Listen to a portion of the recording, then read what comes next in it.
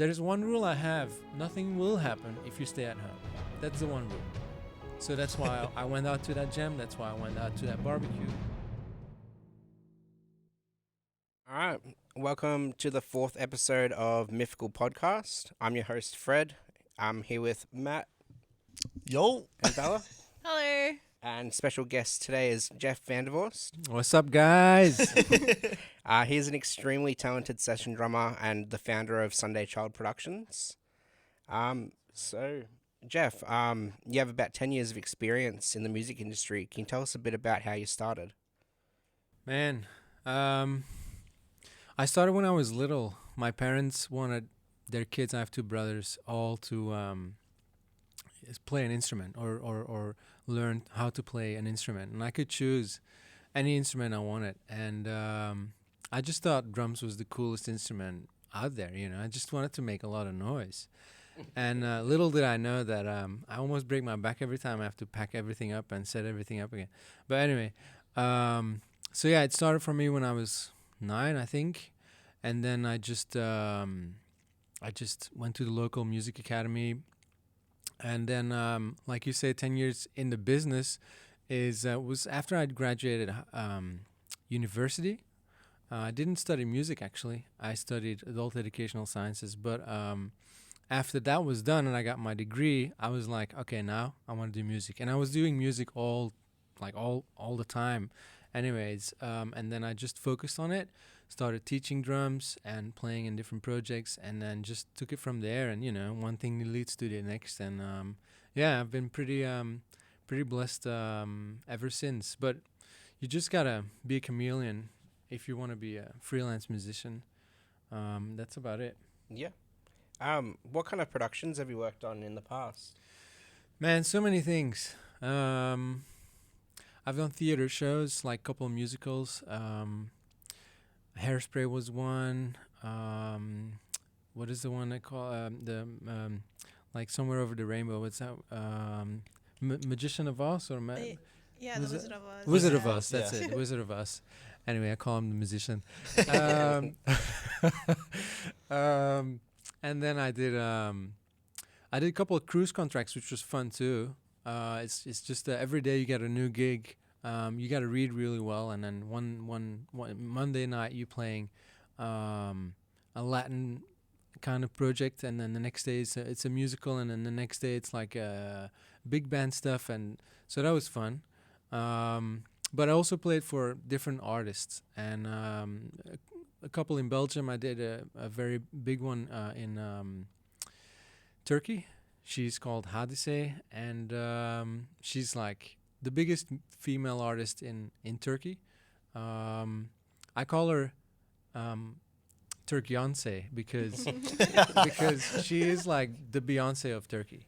Yeah, she's huge. She's in The Voice and The Judges, and like she has like 200 million views on her YouTube stuff, and like she's big. Beautiful. And yeah, I've been pretty fortunate to play for an Aussie band, Aussie artist, Vanessa Amorosi. Oh, yeah. That's the latest. So that was fun, and we're probably gonna do a little tour and at the end of this year too. So. Oh, wow. Cool.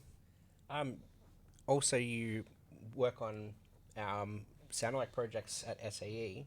Yeah. Do you want to tell us a bit more about that? How long you've been doing it? And Man, soundline projects, they're tough, man. SAE, yo, let me tell you. I don't know who's watching, but SAE, jeez.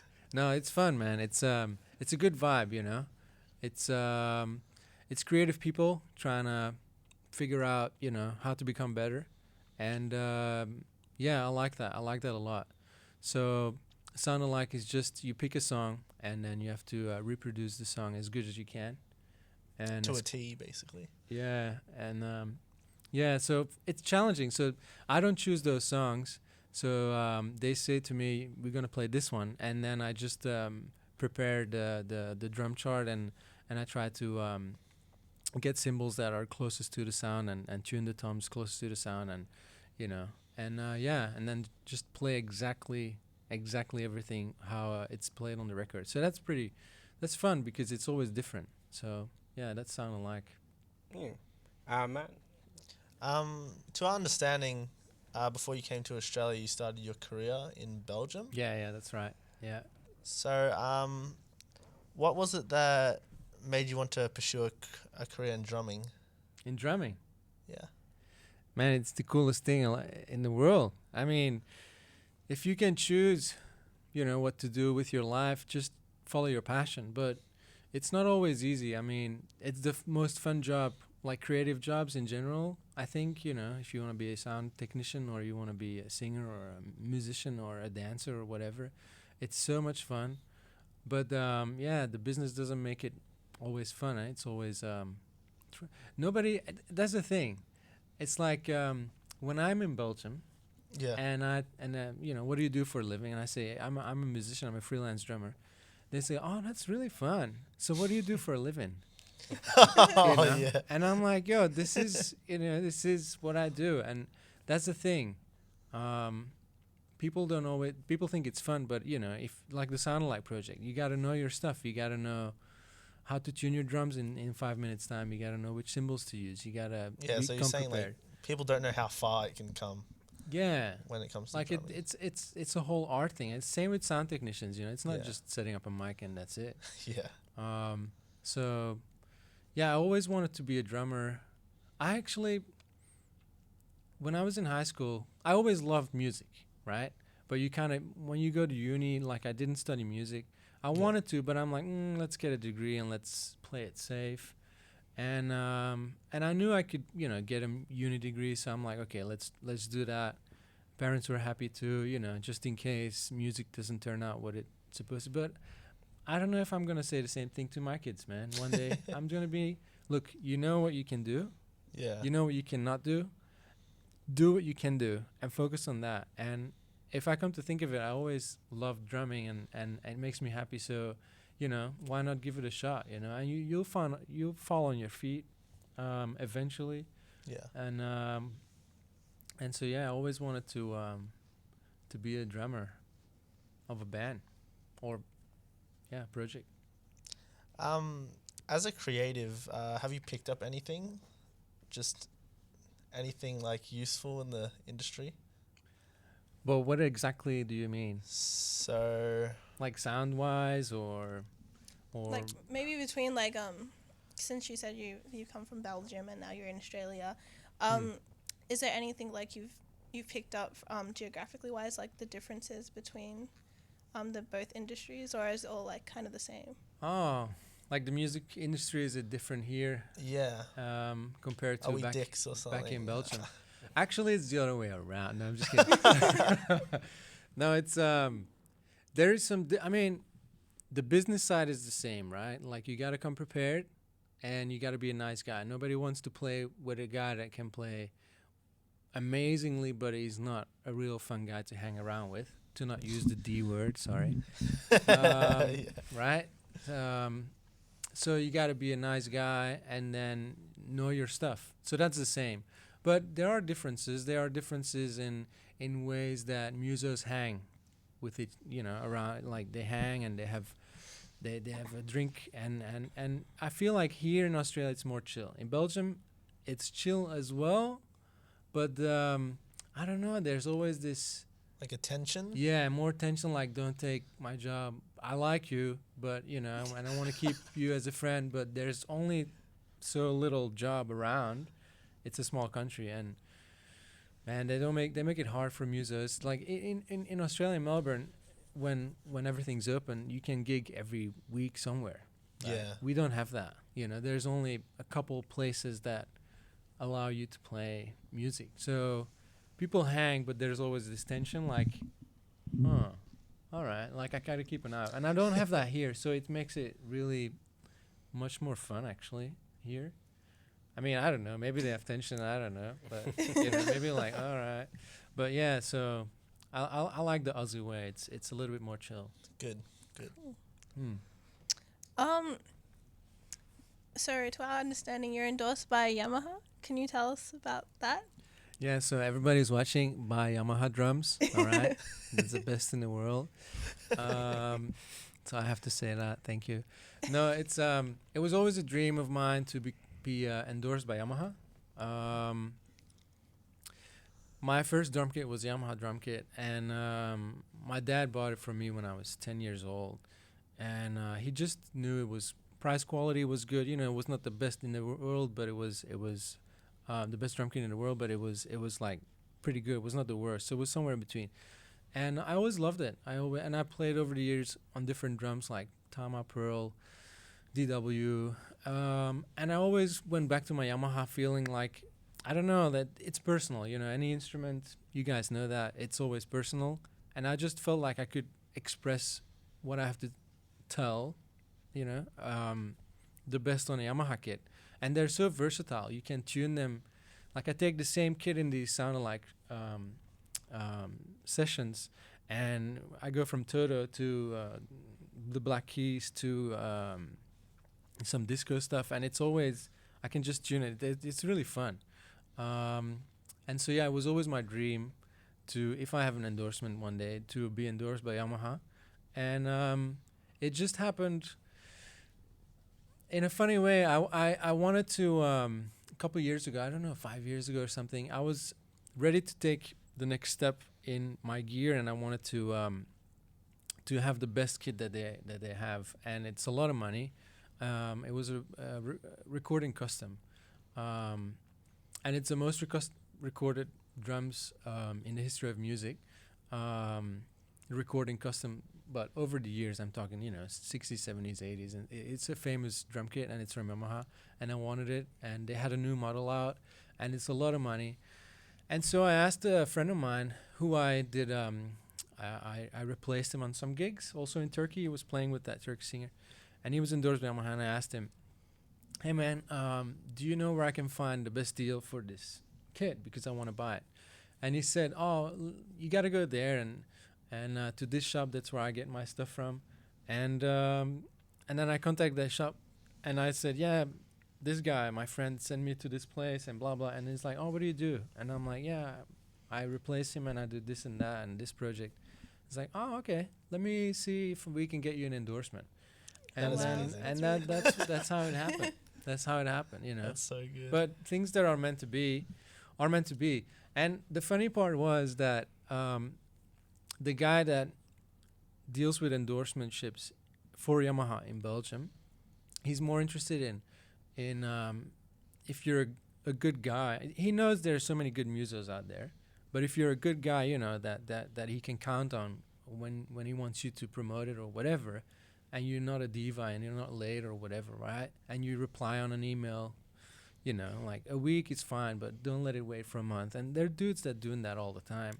So if he can rely on you, then he's more willing to endorse you than the next guy that plays for, for a really famous artist. I was playing all right, and that's how I, got in, and that's how I stayed in. And then I came to Australia, and I got together with him. I'm like, look, could you transfer my endorsement? And he's like, yeah, let me find out who's Yamaha Europe. And then Europe got in contact with Australia, and then they were great. They're a great support. And now I just have my endorsement transferred in Australia. So that's awesome.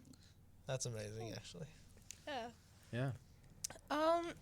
So you're the founder of Sunday Child Productions. Yeah, that's right. Yeah. And on your site you offer drum lessons and Ableton lessons. Can you tell us like a little bit about like that and like the process and how I came up with Sunday Child Productions? Yeah. Yeah, so I don't know if you guys know, but we've been in a pandemic for the last year and a half. Yeah. And it sucks, man. So you had to change the game. It changed everything to go online. So I always knew I wanted a website. It's always good for a reference. Otherwise, it's like, yeah, I play for this and that and that. But if they don't know the artist, then that's it, right? Yeah, you need the evidence. So now there was a good moment for me to make the website. A Sunday Child, in my language, my mother tongue, it's Flemish. A Sunday Child is a Zondagskind, and it means fortune's favorite. Wow. Right? So, Yeah. and people say that to me, like I got the Yamaha endorsement and stuff. But I mean, I just try to do what I like to do. I just try to work hard and then be a nice guy, and then things will fall into place eventually. So if things are meant to be, that's what I personally believe in. If things are meant to be, then they will happen. Just work hard and do stuff that you like, and don't be a D. All right. And then so I thought, oh, wouldn't it be funny if I call it Sunday Child Productions, right? Like Fortune's Favorite Productions, pretty much, if you translate it to English. My wife came up with that, actually. She's great. Anyway, love you, bae. So yeah, that's how I came up with the name. And then what can I do? You know, you just try to put everything in there. Drum lessons, and then do it online. And drum recordings. I have a little recording stuff back home. Ableton lessons. I've been doing live productions for artists as well. Like, if artist has a album or a new single or whatever, and they want to go on tour to promote that, they want to play live gigs, they're not going to play exactly the same what they play on the album. They want to make a live show. They want to have an intro, a guitar solo, a break, whatever, something that loops, a dance break, whatever, right? So you have to have a live version of that stuff. And there's so many tracks running with the live instruments, and it's all done by Ableton. So I program those things on Ableton as well, and I teach that as well, how to do it and how it works and how to set it up and stuff like that.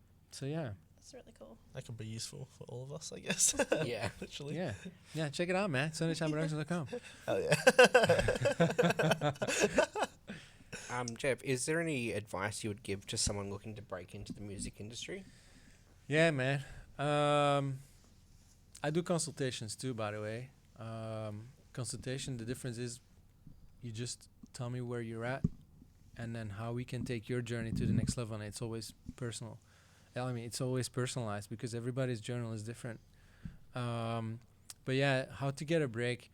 Look, somebody once said to me that it's not as hard to get a break, but it's harder to get a break and then they call you back.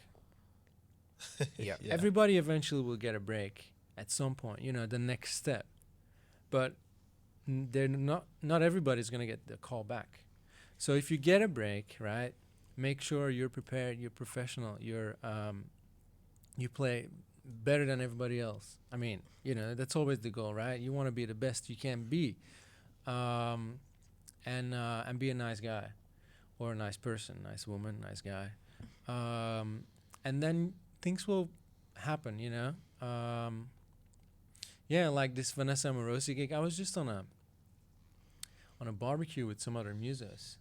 Yeah. And it was after a jam. I went through some jams, and then you play, oh, you're all right. You know, what are you doing this weekend? Oh, I'm having a barbecue with some mates. And then I end up sitting with these musos, and oh, what do you do? And I don't know them. And, you know, you saw stuff, you know, I got my website and, you know, and all that. And then things will eventually fall into place. And I got the call, and it's like, yeah, I remember you talking about it. I think you can do this job now. It's very last minute. And then I did the gig, and he liked it, and now I'm in the band. So things happen, you know, the way they're supposed to happen. Just always believe in yourself, right? Because nobody else is going to do that. Yeah. Nobody else is going to believe in you as much as you need to believe in yourself, all right? Know what you can do, know what you cannot do, and focus the hardest on the things you can do, right? And then there's one rule I have. Nothing will happen if you stay at home. That's the one rule. So that's why I went out to that jam. That's why I went out to that barbecue, because any little thing can become the next and the next. And just keep working on your craft. And that's why, you know, made the website, because I had time in lockdown, and that's it. Yeah, that's my biggest advice. That's great advice. Thank you. No problem. Did you have any other questions? No. I think we're all good for that. Yeah. All right. I guess that's all we've got time for then. Thank you so much for joining us, Jeff. No problem. Please check out Jeff's website, sundaychildproductions.com. That'll be fun. And all his socials will be on the screen as well. Thank you, guys. Thank you. Awesome. Thanks. Thank you so much. No problem. Boom. All right, take two now. Oh, fuck. Outtakes.